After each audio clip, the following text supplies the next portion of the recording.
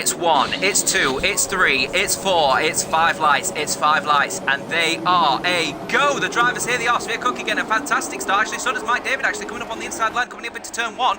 Cracking job, actually, from the Toro Rosso driver to get and maintain a pretty good lead, actually. All the drivers getting a pretty good clean away, actually. The person that's benefiting most, probably Purple Haze, has managed to get ahead of the co-compatriot on the super soft tyres in the form of Adrian the 8th. Three Nat has crashed out of the race. His front tyre coming off. The Sauber's now down to just one driver in the form of Goods 1, 2, 3, 4. Currently 2 seconds behind the Master in 7th. Following Mike though at the moment, as he is currently also got wing damage as well. I'm taking a look. His front left does not look very healthy.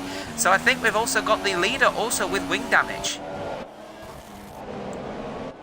Yeah, I would say Sevilla's just hitting every single wall through that last sector, and he's going to be a sitting duck on this straight. Big things happening on the main straight there as Purple Haze is using the slipstream of number 2 to get over number 4 into number 3. Is a little bit of a wheel spin coming out of there, and the back end stepping out for sure. But she's managed to overtake the new driver, the German driver in the Haas, Monkey D Scorpio, as Flame has gone fastest with a 1:43.9. Interesting stuff at the moment. So Purple Haze, clearly the faster car on the harder compounded tyre. So with 3 laps gone at the moment, as Sphere Cookie massively wide going through turn number 3, that is it, losing masses of time as Monkey D Scorpio going round him. And there we go, Adrian the 8th having to pull out of that, but it's not going to be long before the teammate on the super soft tyre is going to do a significantly better job. But Sphere Cookie is really struggling with that wing damage. If I was Cookie, I really Oh, massive would not crash going in, anybody. Becky Boo colliding straight to the back. Apologies for my screaming, but it's a huge crash. She loses some of her front wing. My voice is already going and we're already 3 laps into it. Becky Boo losing some of her front wing there. Clearly a severe crash there. She is going to be losing buckets of time as well. I think Purple Haze does have the advantage, not letting Mike get away so easily, keeping with the pace. Mike, I think, will get away to a certain point, maybe just over 5 seconds, but that is not enough to really cut her off Purple Haze, because if Haze goes onto the Ultra Softs, could really close down that gap. As we talk there, the Masters coming into the pits right now, changing his front wing with Goods now up to a P5 actually, so cracking job from the Sauber driver at the moment. But one thing for sure, just taking a look at the moment, as Adrian's actually coming up to the rear end of Monkey D Scorpio, when it comes to the McLarens at the moment, I'm personally thinking advantage Purple, but those super softs will last longer. But what do you think for Purple? Do you reckon super soft and a couple of ultra soft run, or a super soft and then just a soft run to the end? Well, you see, if she takes the softs, it's always a possibility that Mike could come back at her with the pace, with the overall pace, and she, obviously you did call it out that McLaren's could have a scrap this race, and it does look quite like it's going to be one of those races. But I mean, for now, Mike's got a good advantage, but I think the table could turn. Following the battle at the moment for P3, the final place on the grid at the moment, with Monkey D Scorpio currently on the ultra soft tyre and Adrian the 8th on the super soft tyre, currently battling for P3, and Adrian managing to keep that gap pretty secure actually, heading into the next part of this race. We're now out of the starting phase into the first stint fully. And interesting tactical call actually from the drivers involved in accidents, with Sphere Cookie on the set of super softs, Masters on the set of super softs, and Becky Boo also on the set of super softs. So they're sticking firmly onto the very minimum 2-stop strategy. But for sure, Adrian the 8th and Purple Haze definitely in a better scenario than the rest of the field after this opening phase accident. Another thing that I want to point out is that Purple Haze has taken that 5.2 second gap to a 4.6 second gap in 2 sectors of this lap. Clearly at the moment, obviously we're getting a few issues from Mike David, whose ultra softs are starting to wear a bit thin. I think I'm not too sure in your experience, but certainly in my experience, the ultra softs do not last long around this track. So for sure, it's going to be a significant issue for Mike to be able to maintain those ultra softs as far as he can before those super softs of Purple Haze start to come into their own. But at the moment, you were mentioning about Master at the moment in the Renault. He is currently P7 in the championship, and currently P5 is both on 53, he's on 32, so he's not really looking to maintain points, as Mike David is now coming into the pits to swap over to a new set of tyres, with Purple Haze means that she will take a lead in the race. Well, obviously, it's looking like it. Mike is going to be wanting to go onto a set of softs to the end of this race, so he's only going to be looking at a one-stop at the moment. But it's going to be interesting to see what happens over the next couple of laps, because Purple Haze does seem to be losing a bit of time on Adrian the 8th, who's been showing some real pace on those super soft tyres. Bear in mind that these two are the only super soft starters. I mean, I'm not too sure what it's going to be, but in my experience, the softs at the start of the race have got absolutely no grip whatsoever. But it's going to be interesting to see how the rest of this race pans out. But for now, do you think possible advantage for Purple Haze to stay on these super softs and match Mike on a one-stop, or do you think she should go for the two-stop and really outpace Mike? Because she has been showing she's been showing some real pace on the super softs, and in fact in some sectors has been faster than her compatriot. It's a very interesting call, actually. This is where we're trying to find Ted Kravitz here to help us out here, because I think the thing is that I personally think at the moment, obviously Purple Haze is going to be pulling out, because you've got to remember it's a 37-mile-an-hour pit lane here, so it's a bit longer, this pit lane, to get out. So I think it could possibly be up to 30 seconds. So if Purple is able to pull out a gap on Mike to about 26-ish seconds and not be in a scrap for first place with Adrian, she could effectively pit, get on a set of ultra softs, come out in front of Mike, get 20 seconds on Mike, and then still be able... Oh, she's lost a bit of time though there, and has let Adrian through. She lost it as she slipped in there. So she's lost P1, but silver lining there for sure would be that she's now no longer fighting with Adrian, and in fact could get DRS. So if she's able to maintain the gap and in fact pull out a gap on Mike on the harder compound of tyre, which is going to be significantly weaker in the early stages of this race, as Adrian's just clipped there on the apex, and Purple Haze now retakes first place into this race. It's definitely topsy-turvy stuff. These two drivers clearly a bit nervous actually to take first place. We speak too much, I tell you what, we speak too much, because they keep changing every time we talk about them. It's really difficult to see that, but then again, there you go, Purple Haze. Oh, hitting the wall! Oh, clipping the wall!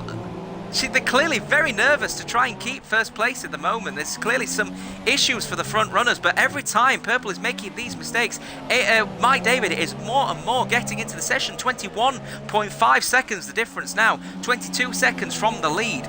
I mean, they've got to stop making mistakes, pull out a gap on those super soft tyres, and essentially Purple could go on to a two-stop strategy, get ahead of Mike and win the race. Adrian, on the other hand, is probably going to be the closest victor to Purple. So if they keep making mistakes like this, it could be Mike's to win. So all to play for. The question is, though, because, I mean, I've done ultra soft softs since before, as Goods has listened, and he's into the pits now to change onto a new set of tyres, as the Master has crashed out of the race again. He's out, he's lost the front end, rear end possibly, crashed the front right, straight into the wall. He is out of another race here at the SynergyPWR Invitational event, round number 14. He will not be scoring points, we're down to 6 runners. But we were just talking about here, Goods is on to a set of super softs. He will be doing a two-stop. Will he be getting out in front of Flamer? It will be close. It will be close. It will be close. It will be close. He will be leaving. He will be leaving the pits now. Flamer coming up here. He will have an advantage with a bit of a sweeping left-hander, but Goods just trying to get around the outside. It's Goods' advantage, but Flamer will have DRS and tyres warmed up to temperature. Goods' internet purely lagging out to the correct screen on my screen, but he is back in the session, and DRS wide open. Will Goods leave the space? He should leave the space. Flamer onto the inside and crashing him out. That is it! Goods, 1, 2, 3, 4, causing a massive accident, going on lap number 14 and taking out Flamer. I was up his inside, so, and he turned into me, so we were there kind of like that. I think that was complete utter, I would say, selfishness of the track. I mean, he was trying to take on someone who's just faster than him on that specific lap because of his cold tyres, and it just wasn't going to work for Goods. So I really just don't think he can afford that hard.